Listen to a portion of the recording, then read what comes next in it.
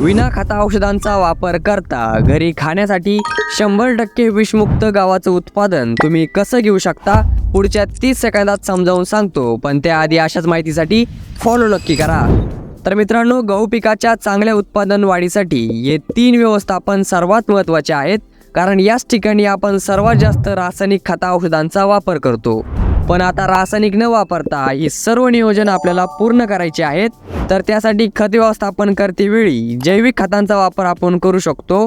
उदाहरणार्थ green shine सारखे जैविक खत किंवा इतर या काही जीवाणू खतांचा देखील वापर करू शकतो। तसेच गव्हाची पेरणी करण्या अगोदर शेणखत देखील चांगला पर्याय ठरू शकतो।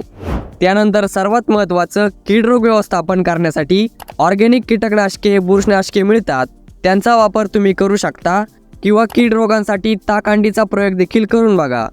शेवटी पाणी व्यवस्थापन, जे की उत्पादन वाढीसाठी सर्वात महत्त्वाचा टप्पा आहे, त्यासाठी पाण्यामार्फत तुम्ही सेंद्रिय स्लरीचा वापर करू शकता। अतिशय जबरदस्त स्लरीचे रिझल्ट मिळतात, एक वेळेस आपल्या पिकामध्ये नक्की वापर करून बघा। आणि या गोष्टी केल्यानंतर तुम्हाला गव्हाचे रेकॉर्ड ब्रेक उत्पादन मिळेल असं नाही, पण एक चांगलं उत्पादन आणि घरी खाण्यासाठी शाश्वत विषमुक्त अन्न नक्कीच मिळेल।